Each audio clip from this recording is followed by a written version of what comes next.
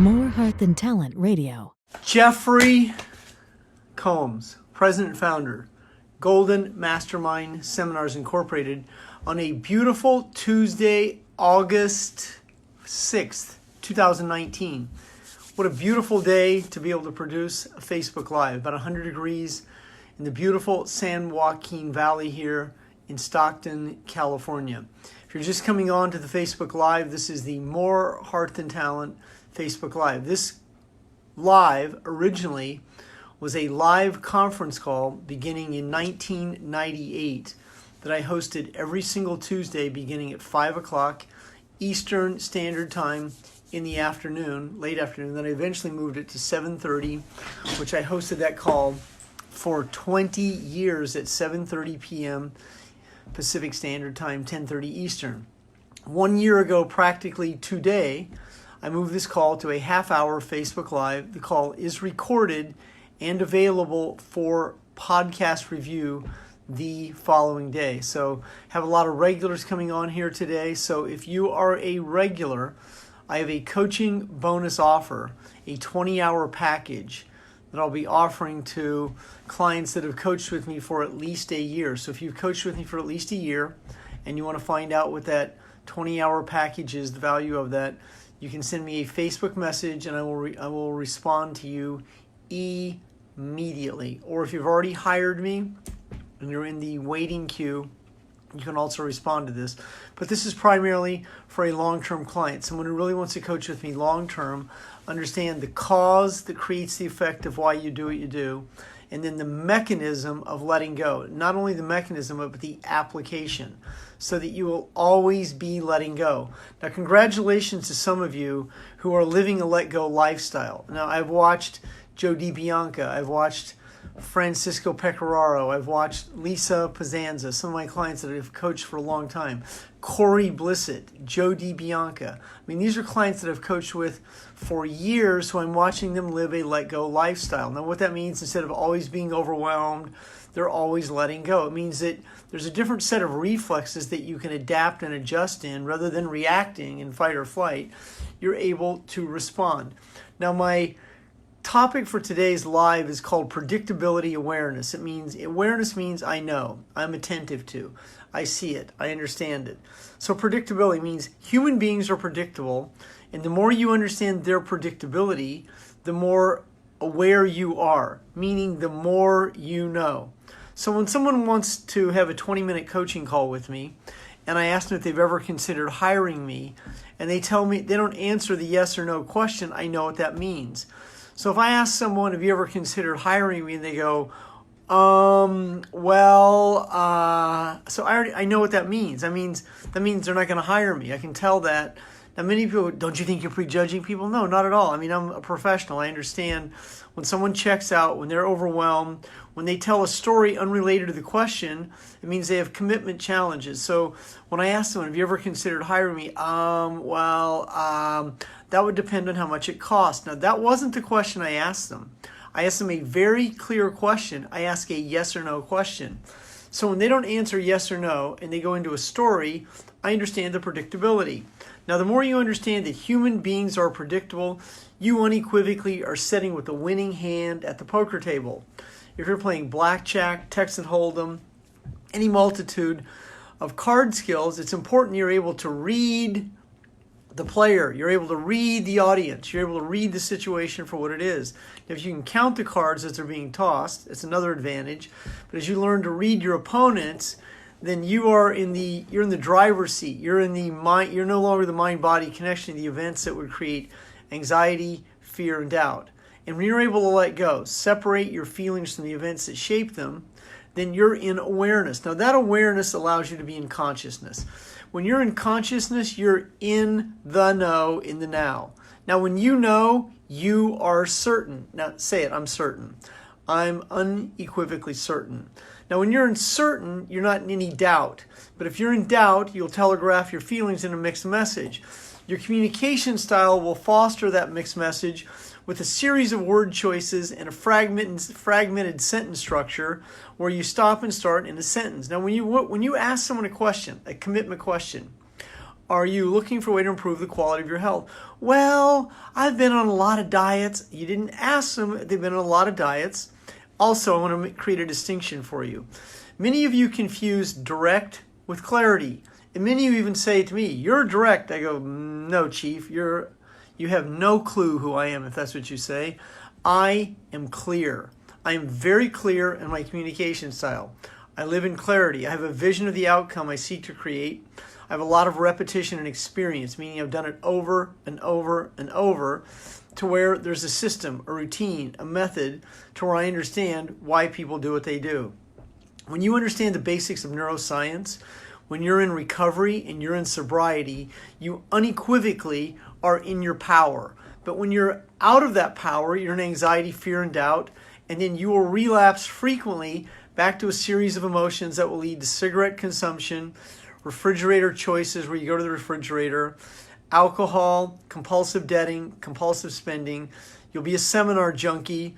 You'll be a sex addict. You'll be anorexic. You'll be bulimic, under-earner, underachiever, overwhelmed, unorganized, undisciplined, a hoarder, and all the other situations that happen. And then most importantly, you'll have challenges with your dialogue with money. Now, money isn't the only thing. Now, but here's the reality. So love makes the world go round. We know that, but money pays for the trip. Love makes the world go round. Money pays for the trip. So if you want to take a trip and you want to fly first class, then I suggest you have the wherewithal to pay for that without chronically debting. So if you are committed to this process, then there's an inner game that you learn. That inner game means you learn to let go. So here are the 5 keys to letting go so you can understand predictability. The 5 steps to letting go are, first of all, a longer breath cycle. It means you breathe diaphragmatically instead of living in a short breath cycle, overwhelmed. Second key to letting go is that you're in a place where you understand why you do what you do. That's acceptance. So breath cycle, acceptance. Then you move into a place called forgiveness. Now, forgiveness is a third component of that, and all this can be done concurrently. In forgiveness, you also become grateful. Grateful that you recognize why you do what you do. Grateful that you're in a place that you can absolutely change. Grateful that you've been given this opportunity to own a business. Grateful for the opportunity that you're in recovery, in sobriety. Even if it's a day, even if it's a minute, be grateful of it. And then the fifth step is that's letting go and action. So that letting go and action become like this, so they are concurrent. Now, it's great that you're letting go, but you also you're letting go while you're in action. You're active. And that means you're moving forward and you're in a process and you're no longer the mind-body connection to the events that shape the feelings. So you're right here and you're right now. And so this type of energy will attract your reality, people and situations that will foster yours and their goals, yours and their purpose, meaning, cause, and outcomes that are favorable. Now, in this state of being, this is where you create synchronicity. This is where people begin to show up. Opportunities avail themselves. Mentors, leaders, teammates, business opportunities, they show up organically. But if you try and force this, then what you're going to do is you're going to create anger, resistance, a counterforce, and someone to be your opposition. And if you can't find someone to be your opposition, then you'll oppose yourself and you'll find ways to criticize yourself. Now, in understanding predictability means that you become very skilled at reading situations for what they are. And you're able to read this autonomously without any judgment. But if you're in the I don't know state, then there's no way that you can understand predictability. So if your communication style is fostered by a series of word choices, I don't know, I'm not sure, I guess, probably, if that's the way you communicate, then be attentive to what I'm sharing with you here today so you can create the simple, subtle changes that allow you to elevate your consciousness. Your communication style requires an overhaul if you're uncertain, and that means that you use a lot more decisive, committed, persuasive words. So when you're reading people are uncertain. They use the word guess mid-sentence. They say, I don't know a lot.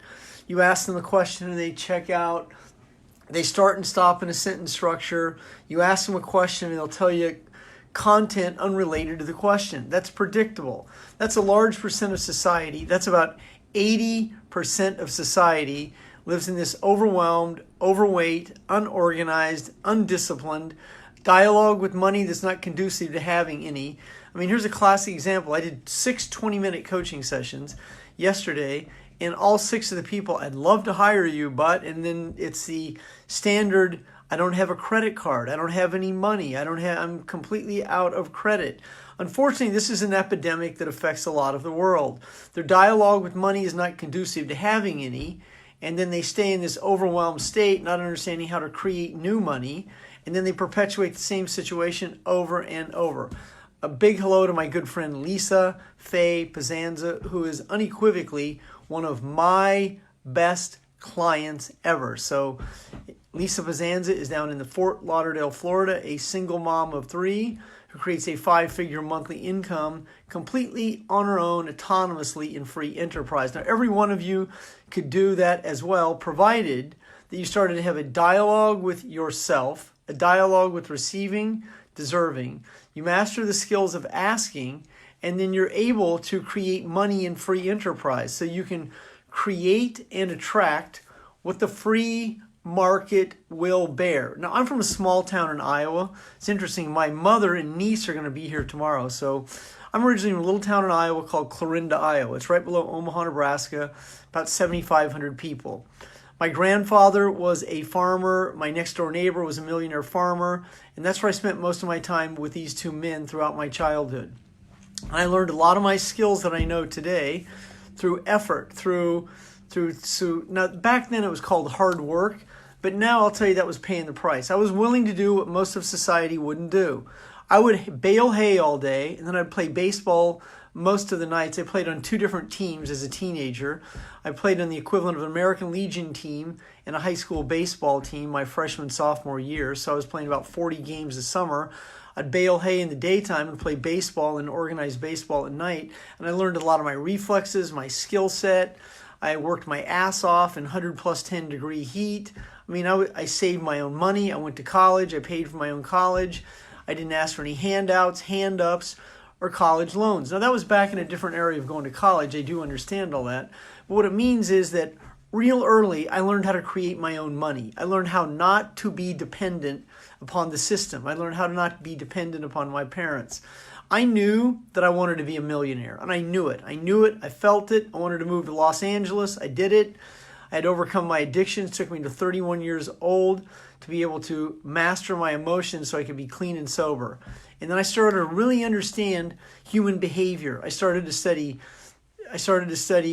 Wayne Dyer. I started to study John Bradshaw. I read Louise Hay. This is in the 80s. I read Tom Hopkins, How to Master the Art of Selling.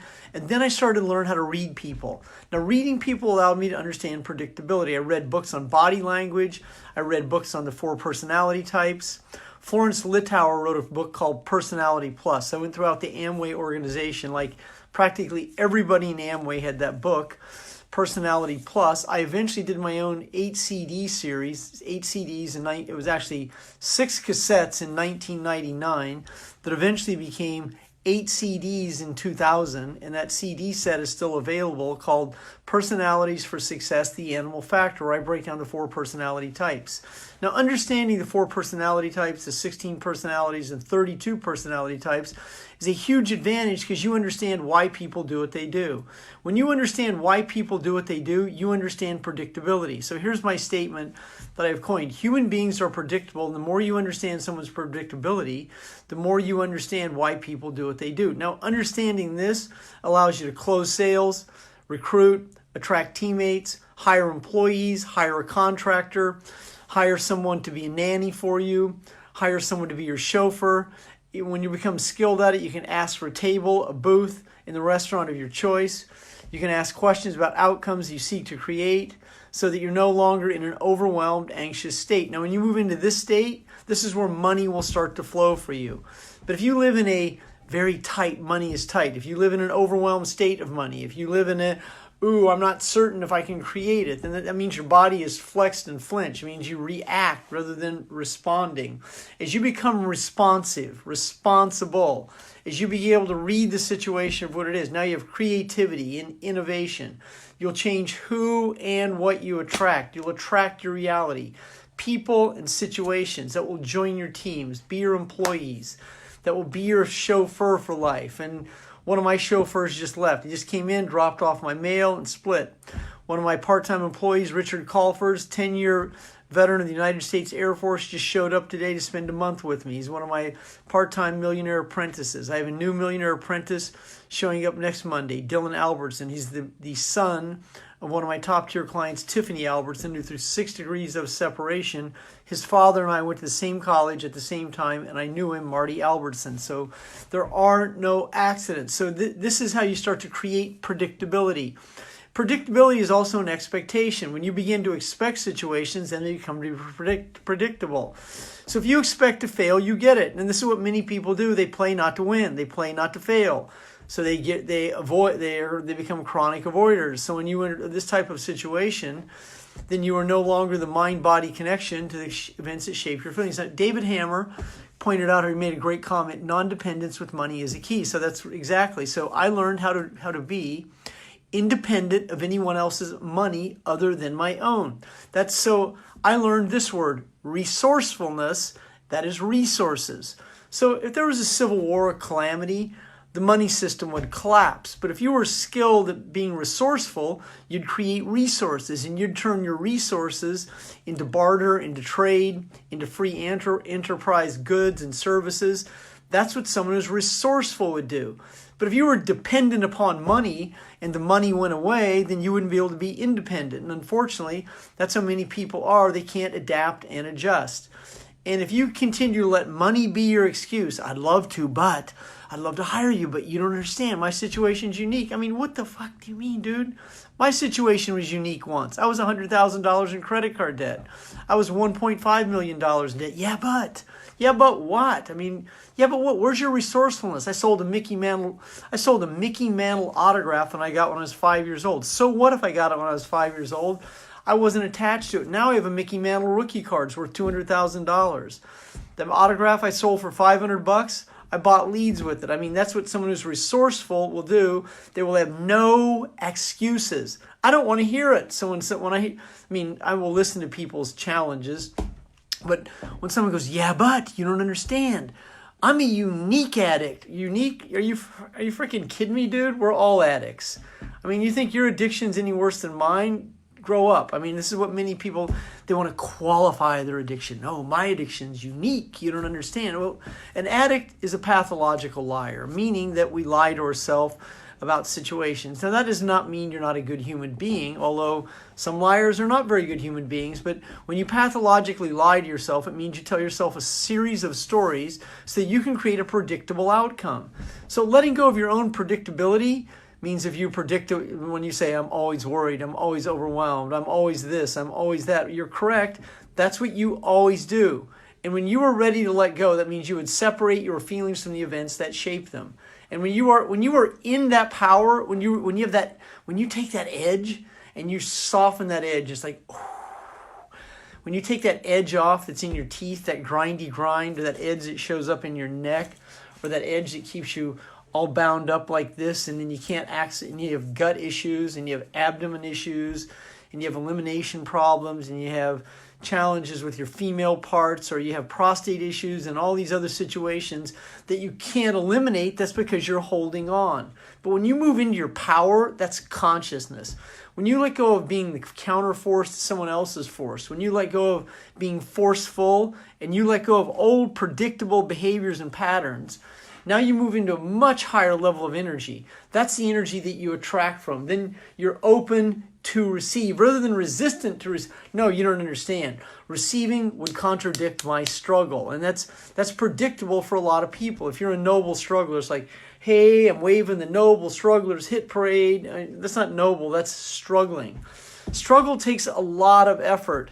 An addict has challenges understanding recovery because an addict thinks that being in recovery is difficult. Oh, I'm not sure how I'm going to manage day 2 of sobriety. Well, how are you managing being an addict? How much effort does it require to predictably recreate the same situation over and over to fulfill the feelings that keep you unsatisfied, disappointed, overwhelmed, chronically broken. I mean, how much effort does that take? How exhausting is that? Unfortunately, more exhausting than most people really understand, because letting go is liberating. Letting go separates your feelings from how exhausted you are. Letting go allows you not to be overwhelmed.